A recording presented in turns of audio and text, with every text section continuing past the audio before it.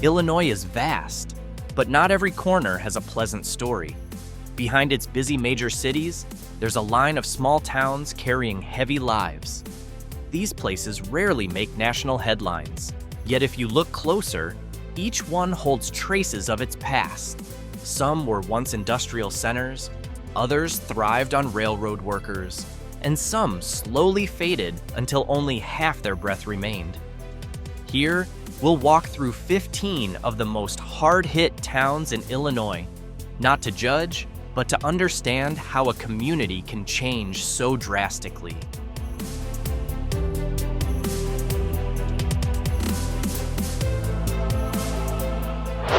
First is Grayville, a quiet small town that, when examined more closely, clearly shows why it often appears on lists of the worst small towns.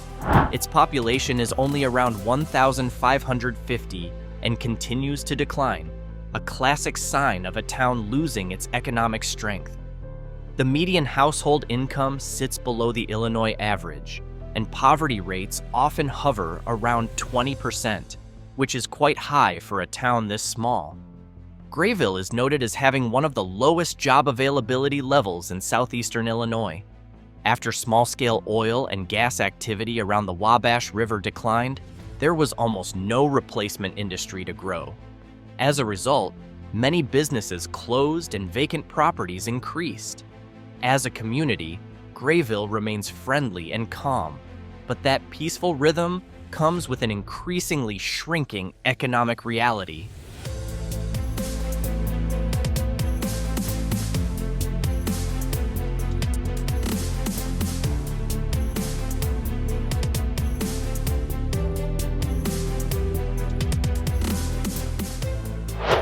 Roodhouse feels like a town left behind by time.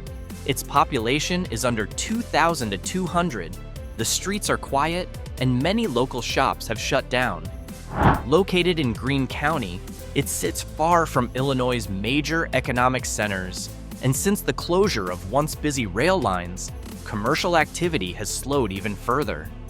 Over time, Roodhouse has experienced steady population decline, rising numbers of empty homes, and limited local job opportunities, leaving average household income below the state standard. As younger generations leave to find work elsewhere, those who remain are often older residents with reduced access to essential services. What's interesting, and somewhat ironic, is that Roodhouse was once a strategic railroad hub in the 19th century.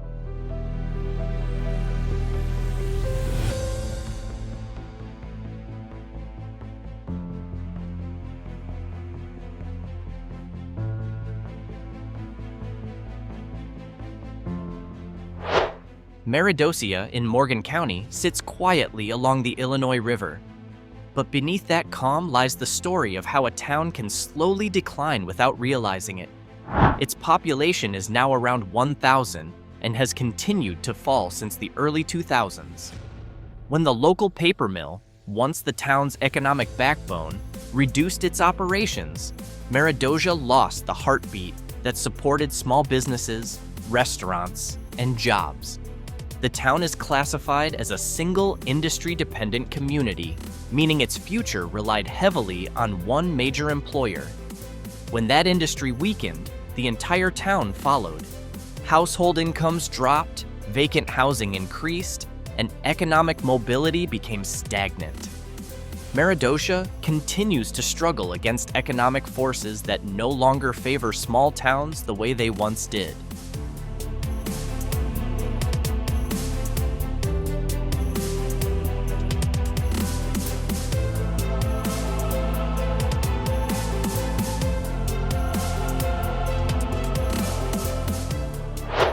DePue is a small village that looks peaceful on the surface, but if you spend just a few days there, it becomes clear that the town is still living in the shadow of factories that died long ago. With a population of around 1,700 people, daily life moves slowly, like a town waiting for something that never arrives. What puts DePue on the list of worst small towns isn't crime or chaos, but heavy environmental scars. Years ago, two major plants, Kerr-McGee and New Jersey Zinc were the heart of the local economy. When they shut down, they left behind toxic heavy metal waste around the lake. DePue Lake became contaminated with zinc, lead, cadmium, and even arsenic, to the point that the area was designated a Superfund site. The toxic sediment makes the lake nearly unusable, and that label alone is enough to scare investors away before they even take a closer look.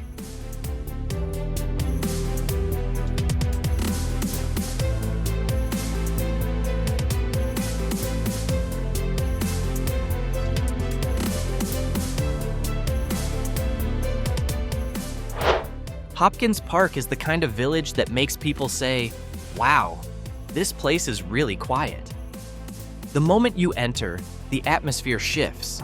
Wide open land, houses spaced far apart, and roads that seem to be used more by the wind than by cars. The population is small, extremely small, and it feels even smaller because many residents work outside the village, leaving Hopkins Park feeling temporarily abandoned during the day. The main problem is simple but heavy. There aren't enough jobs. Almost all the businesses that once supported the community are long gone, and new investment almost never comes. Household income is low, infrastructure is minimal, and the hope of economic mobility feels as distant as the glow of city lights on the horizon.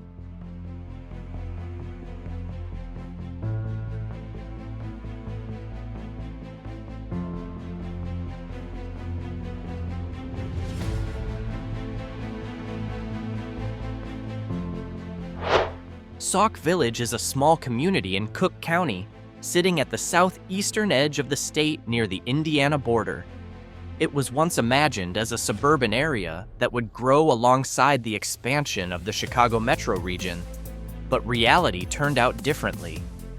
Over the past few decades, the village has faced serious fiscal pressure. City budgets are often strained, public services have been cut, and development is difficult due to limited resources. Its poverty rate has reached around 30%. Issues like stagnant wages and a lack of local job opportunities continue to squeeze household finances, problems common in many small suburban towns that never receive major investment. There wasn't one big factory collapse here. Instead, it's an economy that never fully recovered. As a result, Sauk Village often feels quiet, with low housing occupancy and streets that rarely feel busy.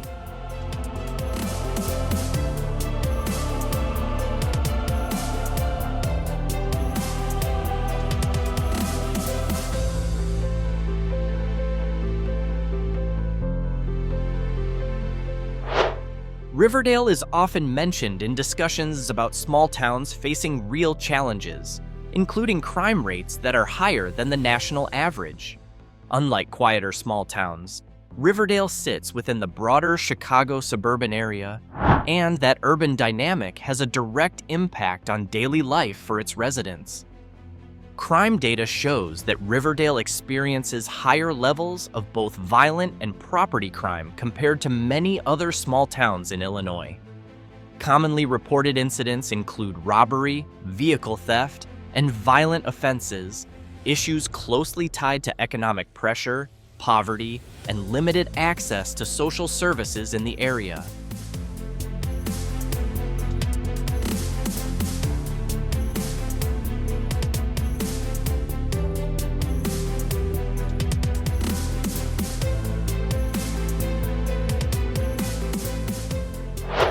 Heading northwest, Dixmoor is often overlooked when people talk about towns in this part of the state. But once you look closer, it becomes clear that this village isn't just quiet. It's a place seriously struggling with economic and social hardship. The population is relatively small, but the main issue isn't size. It's the lack of job opportunities and a weak local economy. Many small businesses that once supported the community have slowly closed due to a lack of customers, forcing residents to seek work outside the village just to get by. More specifically, Dixmoor faces real fiscal strain. City budgets are tight, public services are limited, and new investment is rare. As a result, road conditions, public facilities, and social programs appear underdeveloped compared to other villages in Cook County. Dixmoor often lands on worst small-town lists, not because of major scandals, but because daily life feels consistently difficult, with few signs of improvement.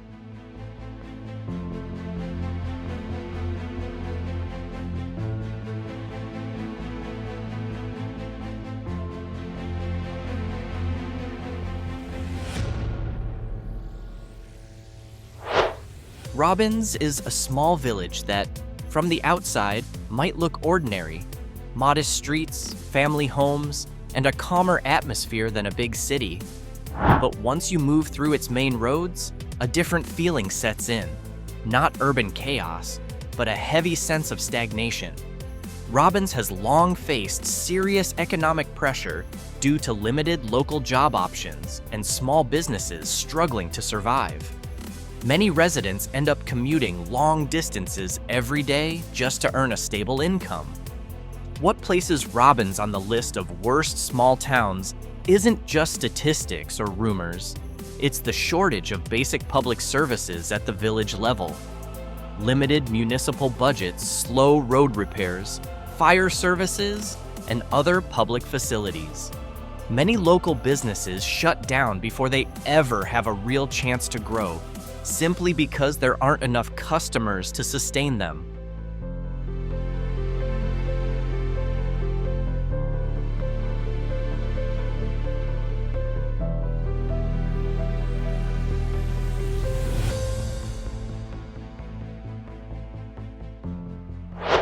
Harvey is one of those small cities that often appears on lists of the worst small towns, not because of one extreme disaster, but because of an accumulation of everyday challenges felt by its residents. About 30 minutes from downtown Chicago, Harvey was once seen as a promising suburb.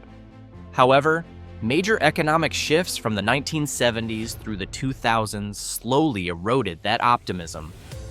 Specifically, industrial decline caused factories and industrial facilities to shut down one by one, stripping away local jobs.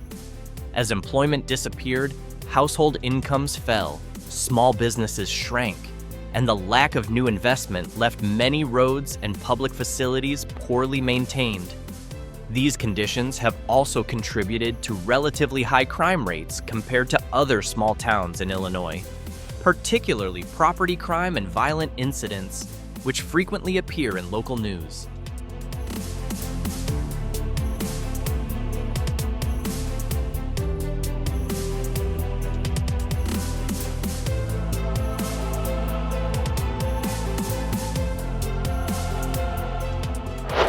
Still in Cook County, Washington Park is a small community often highlighted for its very real structural challenges. The village faces ongoing economic pressure. Many residents commute long distances for work due to limited local job opportunities, and few large businesses are willing to invest in the area. Washington Park frequently comes up in discussions about economic inequality in Chicago's suburbs, where small villages must contend with rising living costs, while their infrastructure and public services remain stagnant.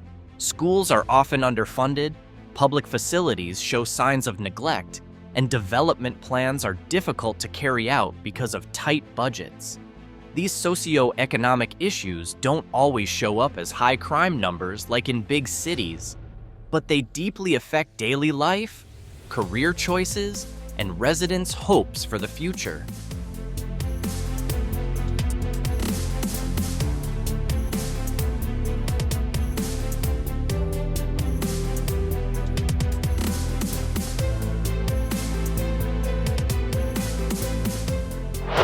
Alorton, located in the Metro East region, has long carried a heavy reputation: chronic poverty, troubled governance, and public services that frequently struggle to function. What puts Alorton on worst small town lists isn't just low income levels, but its turbulent history. Local reporting has highlighted past cases of corruption and mismanagement within the town's government, to the point where some municipal services had to be handled by outside parties just to keep things running. Additionally, Alorton's police department once drew national attention due to severe shortages in personnel and equipment, forcing other law enforcement agencies to step in and assist. For a town this small, that's no minor issue. It's a clear sign of institutional strain. Add to that a large number of vacant homes, falling property values, and businesses that rarely survive long, and Alorton's struggles become impossible to ignore.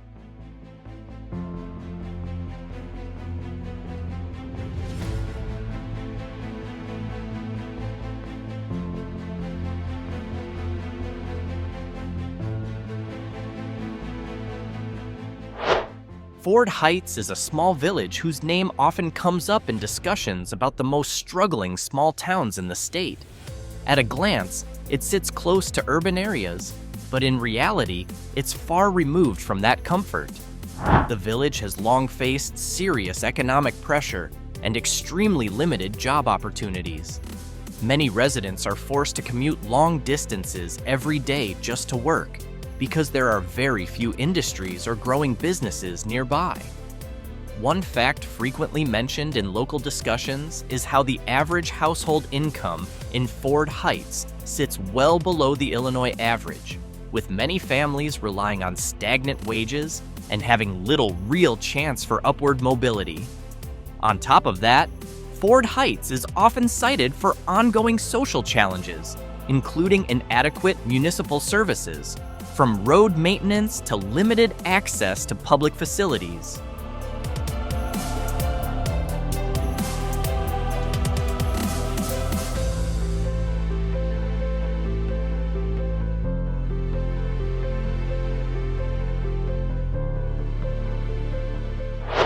East City, St. Louis carries a heavy reputation, not just as rumor, but as a real story of a city that was once strong and is now struggling to survive. Located along the Mississippi River, the city once thrived as an industrial and transportation hub. But when factories began shutting down in the mid-20th century, its economic foundation collapsed. Jobs disappeared, local businesses closed, and the population declined sharply over the following decades. Today, East St. Louis is frequently recorded as having poverty levels far above the state average, with many families living below the poverty line. Economic pressure has become part of everyday life. The impact goes beyond money. Schools are underfunded, public services are limited, and public spaces often appear poorly maintained.